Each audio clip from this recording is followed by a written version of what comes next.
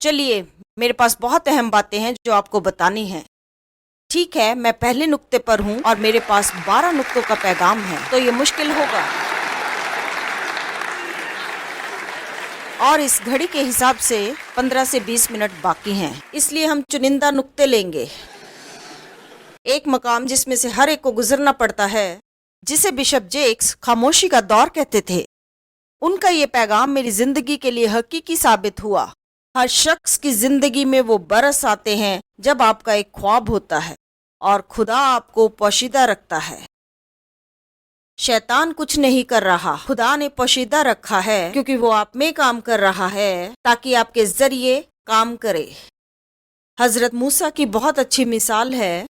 जलती झाड़ी में से उन्हें खुदा का पैगाम मिला। आप जानते हैं, इससे पहले जब वो मिस्र ही में थे, वो अपने भाइयों के लिए हमदर्दी महसूस करते थे। एक दिन उन्होंने एक मिस्री को हलाक कर दिया जो इसराइलियों को सताता था, पर वो खुदा का वक्त नहीं था। अंजाम बुरा हुआ। नतीजतन मिस्र से उन्हें भागना पड़ा और गुमनामी में 40 साल बिताए और किसी को परवाह नहीं थी कि वो क्या करते हैं। बाद में सही वक्त पर जलती झाड़ी में खुदावंद उनको मिले और खुदा ने कहा, यही वक्त है। यूसुफ की जिंदगी में बुलाहट थी और उसके पोशीदा बरस थे जो कैद खाने में 13 बरस बिताए। पौलुस पोशीदा रहा। खुदा ने ना जाने कहां से उसे 14 बरस बाद बुलाया और जहान के रूबरू लाया गया। यूहन्ना बपतिस्मा देने वाला पोशीदा रहा। सभी हवाले देने का वक्त नहीं है। आप जानते हैं, यूहन्ना जब छोटा बच्चा था और उसके बारे में कहा गया था कि वो आने वाले के लिए राह तैयार करेगा, वो एक रसूल होगा और बड़े बड़े काम करेगा। या खुदा सुनने में लाजवाब लगता है, पहेली की तस्वीर की मानंद। अच्छा है। और उसके बारे में जो कहा गया, जैसा कलाम फरमाता है, जब वो रेगिस्तान में से आया और चिल्लाया, तौबा करो, खुदा की बादशाहत नजदीक है। क्या ये वही था जो बियामान में रहा? यकीनन खुदा के साथ अकेला किस हालात से गुजरा होगा। मैं सोचती हूँ एक बात है जो मेरे लिए बेशकीमत है। कुछ काम जो खुदा हम में करना चाहता है वो पोशीदगी में ही होने चाहिए। कुछ बातों को बयान करने के लिए आपको मुनासिब जरिया नहीं मिलता। अगर आप किसी को बताते भी हैं तो वो नहीं समझता क्योंकि वो इस दौर से नहीं गुजरा। मुझे परवाह नहीं, वो जो भी समझे। ओहो मैं आपको देखकर हूबहू बता सकती हूँ आप में से कौन इन सब में से गुजरा है और कौन ऐसा है।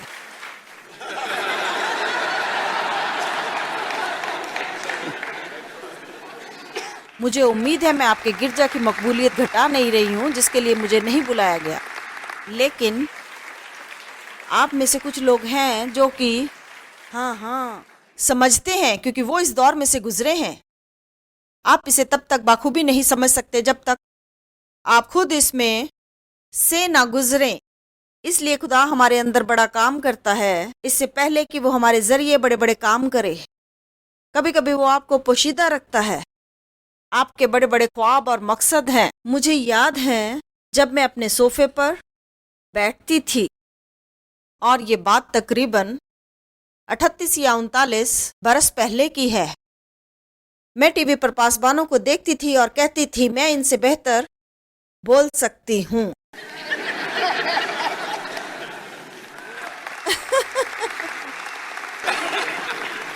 मुझे समझ नहीं आता था कि मैं अपने घर पर 25 लोगों को क्यों पढ़ा रही थी और माली नुकसान उठा रही थी, जबकि जानती थी मैं मनादी कर सकती हूँ। जब मैं उन लोगों को देखकर सोचती थी मैं उनसे बेहतर कर सकती हूँ, जबकि इसी वजह से मैं अपने घर के फर्श पर थी।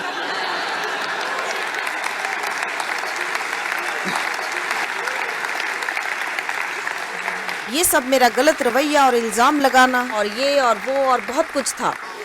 खुदा को पहले मुझे तैयार करना पड़ा। हमें दुनिया में यूं ही खुला छोड़ा नहीं जा सकता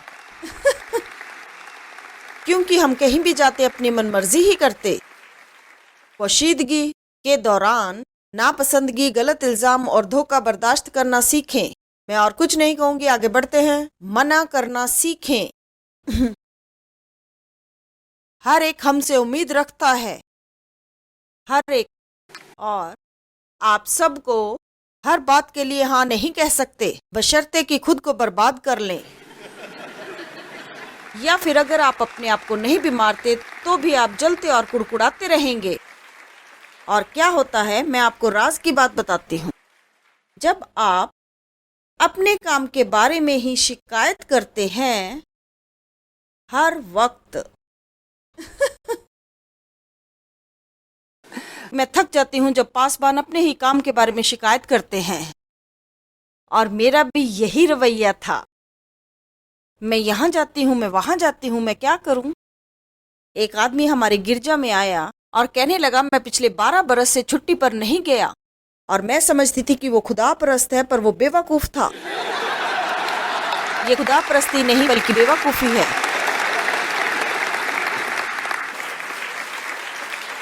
आप जानते हैं, ईमानदारी से एक बात बताती हूँ, जब आपको लंबे वक्त के बाद एक मौका मिलता है तो इनकार करना मुश्किल हो जाता है। आप खौफजदा होते हैं और इकरार कर लेते हैं, और जो कोई आपसे कुछ करवाना चाहता है वो खुदा से सुन के आया है कि आप ये करेंगे। मैं हैरान होती थी, जो मुझे करना है वो खुदा इसे क्यों बताता है। और फिर मैं अक्लमंद होगी और कहती थी, जो खुदा तुम्हें बताता है वो मुझे नहीं बताएगा तो मैं नहीं करूंगी।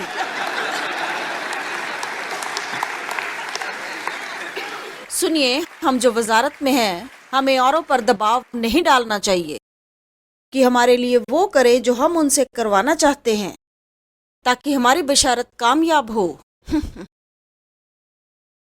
हमें जो करना है दावत दें, आप आएंगे तो खुशी होगी। अगर वो शख्स कहता है कि मैं ये नहीं कर सकता, और कहें कि हम इज्जत करते हैं और पाक रूह आपको हिदायत दे, आप क्यों चाहेंगे कि कोई आपके लिए कहे जो पाक रूह की ओर से नहीं है? आखिर वो ऐसा क्यों कर कहेंगे? आमीन। मुझे पहले भी इस बशारत के लिए दावत दी गई और मेरे पास वक्त नहीं था, पर अब वक्त है। मैं यहाँ हूँ, मेरा ईमान है यही सही वक्त है, और उम्मीद है आप सही लोग हैं जिनको मैं कुछ बता सकती हूँ जो आपकी जिंदगी बदल देगा। और कोई मुझसे नाराज नहीं हुआ या बुरा बर्ताव नहीं किया कि उनके बुलावे पर मैं नहीं पहुंची। फिलिपियों 1:10 कलाम फरमाता है, ताकि उम्दा उम्दा बातों को पसंद कर सको जो बेशकीमती हों। आपने सुना होगा कि आमतौर पर बेहतरीन का दुश्मन होता है। आपको हर तरह के अच्छे काम करने चाहिए, लेकिन आप वही करें जिसके लिए आप मखसूस हैं। आमीन। जैसे कि मैं मशवरात के लिए मसा नहीं हूँ।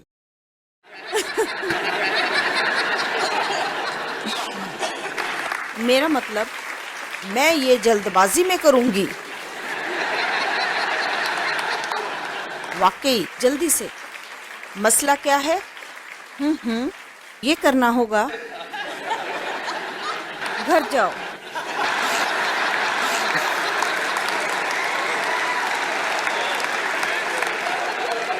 मैं ये नहीं कर पाऊंगी।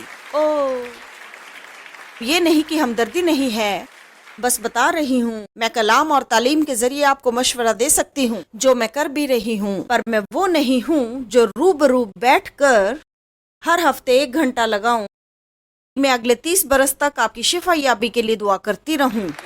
मैं ऐसी नहीं हूँ, इसलिए हमने एक पासबान रखा और वो मशवरा करते हैं। आमीन। अपनी कमजोरियों को दूर करें और उन कामों में अपना वक्त बर्बाद ना करें जिन कामों के लिए आप मखसूस नहीं हैं। अपनी ताकतों को पहचानें। अगर आप एक काम के लिए 2 जन हैं तो 10 होने के लिए पूरी उम्र लग जाएगी और आप 3 या 4 हो जाएंगे, जो कि नाकाफी होगा। अगर आप 8 हैं 3 कामों के लिए, तो आपको 8 से 10 होने में वक्त नहीं लगेगा और आप उन कामों में बेहतरीन हो जाएंगे। और मैं अपनी वजारत में अपने काम खुद करती थी। लोगों को रखना, निकालना, ईमेल का जवाब देना और टाइपराइटर पे काम करना। खतों का जवाब भी मैं ही देती थी। कोई ज्यादा काम करने को नहीं होता था। वैसे वो दिन अच्छे होते थे। खैर, जब आपकी जिंदगी में मौसम बदलते हैं तो आप पुरानी बातें छोड़ देते हैं ताकि बेहतर चीजों को पा सकें। हमेशा पुराना छोड़ते हैं, कुछ नया और बेहतर पाते हैं। एक अहम बात, अगर आप किसी को कोई काम देते हैं और उनको जिम्मेवारी भी देते हैं तो उन्हें इख्तियार भी देने होंगे। वो निकम्मा रहनुमा ही होगा जो कि जिम्मेवारी भी दे, उनके काम में दखल अंदाजी भी करता रहे। मैं चाहता हूँ तुम वैसा ही करो जैसा मैं कहता हूँ। नहीं चलेगा। राज बताऊं, वो आपसे बेहतर कर सकते हैं। जी हाँ, ये तो कमाल हो गया। आमीन। यकीनन आज ऐसे बहुत से जवान लोग हैं, ना मालूम उनमें ये खासियत कहाँ से आती है। मतलब जो काम वो कर सकते हैं। मेरा 6 साल का पोता मुझसे बेहतर फोन चलाता है। कमाल है। जो हुनर खुदा ने आज के नौजवानों को दिया है, लाजवाब है। इसलिए हमें उनको कुछ आज़ादी देनी चाहिए। मतलब ये नहीं कि नजर न रखे, पर आज़ादी देनी चाहिए कि आखिर वो क्या कर सकते हैं। एक रोज हमारी दफ्तरी मीटिंग में मैं किसी बात पर मुत्तफिक नहीं थी।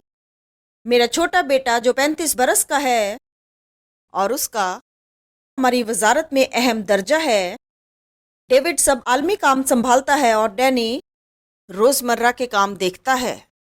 उसे बहुत से फैसले लेने होते हैं और मुझे कुछ पसंद नहीं आ रहा था। सब मुझसे मुत्तफिक थे बजाय उसके। और डैनी और वो बोला, यही होता है जब बच्चे वालिदैन के लिए काम करते हैं। खैर, पहले मैं बताती थी, अब वो बताते हैं कि क्या करना है। ठीक है। उसका नाम डैनियल है। मैंने कहा, डैनियल, सब मुझसे इत्तेफाक रखते हैं। वो मुझे देखकर बोला, वो आपके हम उम्र है।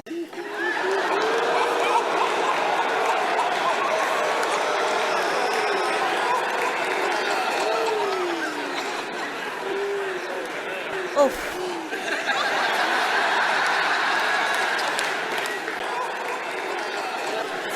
मुश्किल ये थी कि वो सही था।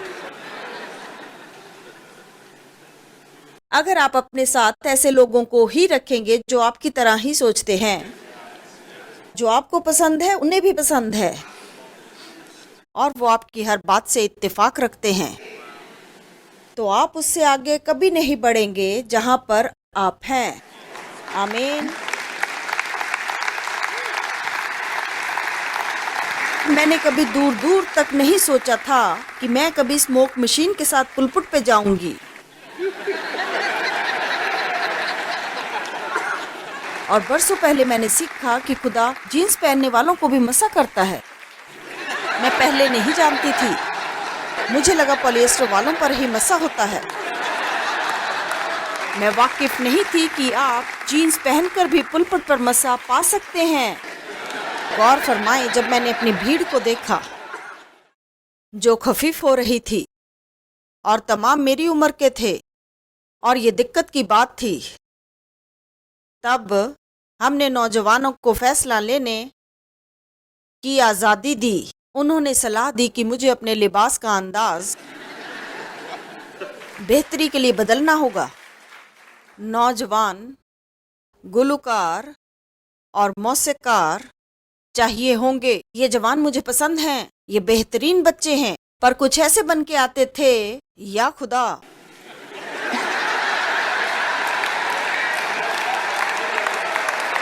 खुदा इन पे रहम कर। रंग बिरंगे बाल 45 जगहों से निकले हुए और उनकी बनियान कोट से बाहर लटक रही है। मैं तो खुदावंद सब्र दे, ये हवा कहाँ है? फिर खुदा की हजूरी नाजिल होती है। ताजुब है खुदा क्या इस्तेमाल कर लेता है। आमीन। और किसे इस्तेमाल कर लेता है। पर अब मैं मुतमईन थी। मतलब मैं जीन्स पहनती हूँ, रोजाना नहीं, पर कभी कभार। हमारे पास धुंध की और धुएं की मशीन है। आपके ख्याल में ये झिलमिलाती रोशनी सिर्फ आपके पास है? जनाब, हमारे पास ऐसी रोशनियों की भरमार है। ना जाने इन्हें इतना धुआं क्यों पसंद है। लोगों का चेहरा देखना मुहाल हो जाता है, लेकिन जब ये पूरा सर है तो ठीक है।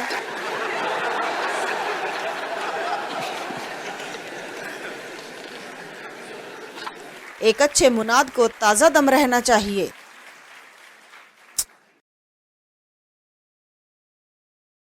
आपको मुसलसल कोशिश करते रहना है, गलत मायने में नहीं, पर आपको हमेशा तवाज़ुन बनाए रखना है। आप तवाज़ुन नहीं रख सकते अगर आप मसलसल औरों को तब्दील होने के लिए कहेंगे पर खुद तब्दील नहीं होंगे। खुद के लिए वक्त निकालें और वो काम करें जिससे आपको खुशी हासिल होती है। आपका काम का तरीका मुख्तलिफ हो जो सिर्फ खुद कर सके। ख्याल रहे कि हर कोई एक जैसा नहीं। मैं पहले जैसी मशक्कत नहीं कर सकती, ना ही चाहती हूं और ना ही करूंगी। तो बस मतलब बहुत से कामों को मना करना पड़ता है। 30 साल पहले जिनके पीछे भागती थी आज उन कामों को मना कर देती हूँ। अगर मुझे सोने के लिए 4 दिन भी ना मिले तो मैं परवाह नहीं करती थी, पर अब मना करना पड़ता है। क्योंकि एक बात है, अगर आप सफर का लुत्फ नहीं लेते, आप जानते हैं वाइज में 4 ऐसे मकामात हैं। यहाँ आते वक्त मैं उन सब को पढ़ रही थी। वाइज का लिखने वाला कहता है ये खुदा की बख्शिश है और ये अहम भी है कि हम अपनी तमाम मेहनत मुशक्कत से फ़ायदा उठाएं, कि आप अपनी मेहनत का लुत्फ उठाएं। आप जानते हैं वजारत में कितने लोग ऐसे हैं जो लुत्फ नहीं लेते।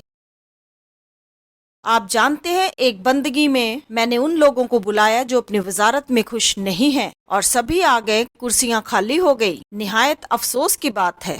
मैंने भी काफी बरस यूं ही बिताए। मैं वजारत को बढ़ाना चाहती थी और लोगों को खुश करने में लगी थी। आइए आइए आइए, ताकि मेरे नाम के बड़े बड़े इश्तिहार लगे हों। ये अच्छा है कि आपके बड़े बड़े इश्तिहार लगे और आप बड़े बड़े इजलास करें, इसमें कोई खराबी नहीं। लेकिन आपकी बुलाहट ये नहीं है। आपके लिए ये सब अहम नहीं है। कुछ लोग औरों से बेहतर कर सकते हैं, पर औरों की नकल ना करें। खुदा से मांगे कि खुदा आपसे क्या करवाना चाहता है, जो वो चाहता है वही करें, तो आपको इस बात का फख्र होगा। क्योंकि खुदा की मर्जी को पूरा करना बेहतर है बजाय इसके कि लोगों को खुश करें और हमेशा आधे मुर्दा रहें। न खानदान को वक्त दें और घरों में मसले हों, बच्चों को वक्त न दे सकें, अपने लिए भी वक्त न हो। मुझे मसरूफ लफ्ज से नफरत है। ये 4 हरफी लफ्ज। अरे भाई 2 साल से नहीं दिखे, कहाँ थे? वो मैं मसरूफ था। मैंने 2 हफ्ते पहले आपको फोन किया, आपने जवाब नहीं दिया। ओ माफ करना, मैं मसरूफ था। हर कोई मसरूफ है। खुदा ने हमें मसरूफ होने के लिए नहीं बुलाया है। आप कलाम में ढूंढकर नहीं बता सकते कि उसने कहा मसरूफ बनो, बल्कि फलदार बनो। बहुत बड़ा फर्क है। लोग अक्सर मुझे कहते हैं आप तो बहुत मसरूफ है, और मैं कहती हूँ नहीं, मैं मसरूफ नहीं, फलदार हूँ। मैं अच्छा फल ला रही हूँ और मैं लुत्फ अंदोज हो रही हूँ। ऐसा नहीं कि इसमें हमेशा ही लुत्फ मिलता है। ज्यादातर होटलों में रहना मुझे भी अच्छा नहीं लगता, पर यह भी इस खिदमत का एक हिस्सा है। शायद आपको इसके कुछ पहलू नागवार गुजरे, पर ऐसे वाक्य आपको बेहतर खिदमतगार बनाते हैं और ऐसे किस्से जिंदगी में बेहतरी लाते हैं। वो क्या एहसास होता है जब लोग आपके पास आपकी कद्र करते हुए कहते हैं आपने मेरी जिंदगी बदल दी। जब यहाँ वहाँ लोग कहते हैं आपने मुझे बचा लिया, आपने मुझे बदल दिया। रहनुमा होने के नाते आप जिनकी खिदमत करते हैं उनसे आपको ये इस्तिकाक मिलता है। आपको खुदा की नज़दीकी मिलती है, कलाम को समझने का मौका मिलता है। बेशक कुछ मुश्किल दौर भी आ सकते हैं, पर इसके साथ मकबूलियत और इनाम का वक्त भी आएगा। नतीजा बहुत ही खूबसूरत और खुशनुमा होगा। और आखिर में ये बहुत जरूरी है। क्या मुझे 5 लम्हे मिल सकते हैं? ठीक है। आपको सीखना होगा कि लोगों के साथ कैसे पेश आएं, क्योंकि वजारत में वो हर जगह मिलेंगे। मतलब हर जगह। और जितनी बड़ी वजारत उतने ज्यादा ऐसे लोग। इन लोगों में कोई बुराई नहीं है, पर आपको ये सीखना चाहिए कि आप मुख्तलिफ किस्म के लोगों के साथ कैसे निपटेंगे। मुझे लगा मैं तो पागल ही हो जाऊंगी। फिर मैंने इसके बारे में कुछ तालीम हासिल की कि लोगों की मुख्तलिफ शख्सियतें और मिजाज होते हैं, खुदा के दिए हुए मिजाज। और मैं हैरान थी ये जानकर कि हर कोई मेरे जैसा नहीं है। मुझे इल्म न था और मैं हर एक को अपने मानिंद बनाने में लगी हुई थी। हर कोई आपकी मानिंद नहीं बन सकता। और जैसा पौलुस रसूल ने कहा, मैंने सीखा है कि मैं सबके लिए सब कुछ बना ताकि हर मुमकिन तरीके से बाज को बचा सकूं और मसीह की तरफ खींच लाऊं और उनको मसीह में बनाए रखूं। तो रहनुमा को मुआफिक बनने वाला और बहुत कुछ बर्दाश्त करने वाला बनना पड़ता है।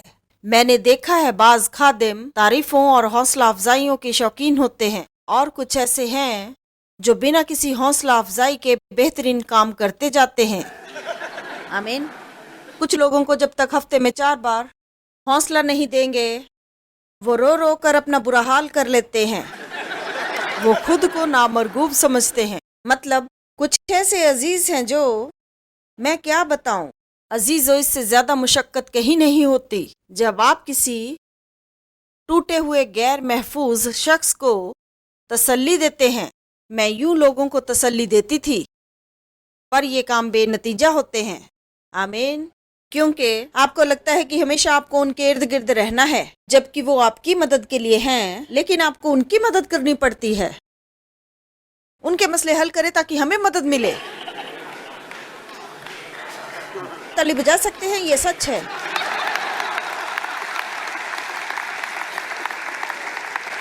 एक वक्त पर हमें लगा कि हमारी वजारत का ज्यादातर वक्त औरों को मशवरा देने में निकल जाता है। आखिरकार मैंने तंग आकर कहा कि क्या हर वक्त हम इनकी हौसला अफजाई करते रहेंगे इसी तरह? दरअसल वो हमारी मदद के लिए हैं। आमीन। आप कहेंगे मैं खुद गर्ज हूँ। बिल्कुल नहीं। वजारत के लिए तैयार नहीं है तो उस रुतबे पर ना रहें। आमीन। मेरा मतलब आपकी कोई ना कोई तो जिम्मेदारी होनी चाहिए। तो क्या होता है, दरअसल मैं आपको बताना चाहती हूँ। जानना चाहते हैं वजारत में सबसे मुश्किल काम मेरे लिए क्या था? ठीक है, बताती हूँ। पहले तो मैं लोगों को तकलीफ नहीं पहुंचा सकती। मेरा मतलब, खैर मैं अपना आगाज देखूं तो मुझ में बहुत बदलाव है, पर मैं लोगों को तकलीफ में नहीं देख सकती, खासकर अगर वो तकलीफ मैंने दी हो। अगर किसी को जाने के लिए कहना हो जो अजीम शख्स हो, हर कोई उसे मोहब्बत करता हो, किसी को कोई इल्म ना हो क्या खता है, पर आप जानते हैं कुछ सही नहीं है, उनका होना गैर जरूरी है। जब कोई मुनासिब नहीं होता तो मसले होते हैं।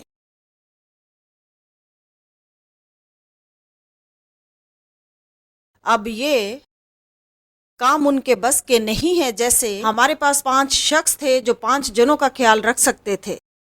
जब 50 अफराद का शिबा हो गया तो खौफनाक हो गया। जैसे जॉन मैक्सवेल फरमाते हैं, ऐसे लोग आपके लिए खलल हैं।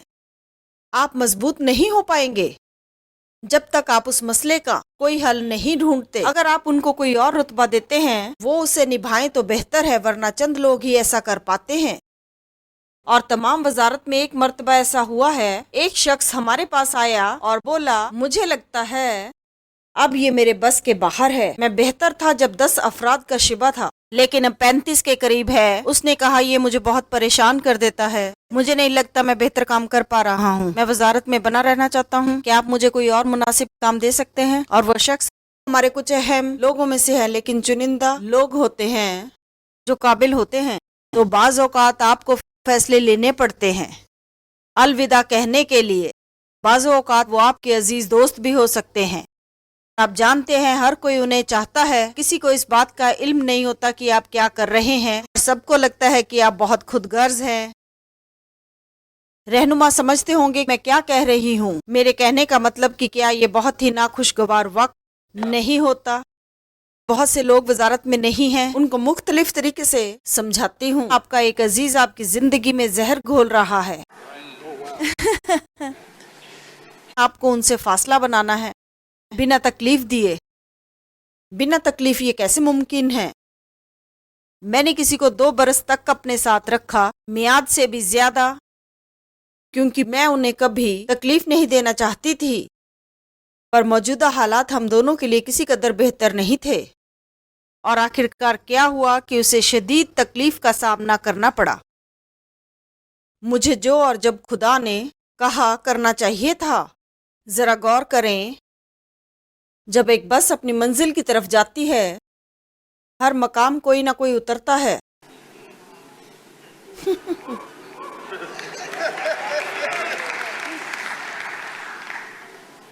हर मरहले कोई उतरता है, कोई चढ़ता है। आमीन। तो आप किसी को तकलीफ नहीं पहुंचाएंगे अगर आप जानते हैं कि ये अलविदा का वक्त है। तो दरअसल आप उनके लिए मददगार हैं, वो खुदा की बेहतर नेमत पा सके। बस अच्छा सलूक रखें, लोगों के साथ बेहतर पेश आए। हम कामगारों को तनख्वाह देते हैं, लोगों के साथ अच्छे से पेश आते हैं, लोगों को नौकरियों पर लगवाते हैं और सिफारिशें करते हैं। जितना बेहतर सलूक आप कर सकते हैं तो आपका दिल खुदा के सामने पाक है। आमीन। और आखिरी बात जो मैं आपको बताना चाहती हूँ, मेरे खाविंद मुझे ऊपर लेकर आए। मैं उनका तारुफ कराना भूल गई, जो कि पहले करवाना था। ये डेव हैं, लाजवाब लग रहे हैं। यहाँ पर सबसे हसीन शख्स, यहाँ मैं ईमानदारी से कहूंगी, 2 बेटे मेरे साथ हैं। दोनों बेटियां मेरे साथ काम करती थी, अब नहीं करती, बच्चे पाल रही हैं। हमारे जमाई हमारे साथ काम करते हैं। हम एक खूबसूरत खानदानी वजारत हैं। मेरे लिए सबसे मुश्किल काम था अपने खानदान के साथ काम करना सीखना। एक दफा मेरे बेटे डेविड ने कहा, अम्मी एक बात याद रखना, अगर मेरी नौकरी में दिक्कत आई तो अम्मी मेरा सबसे बड़ा सुकून है।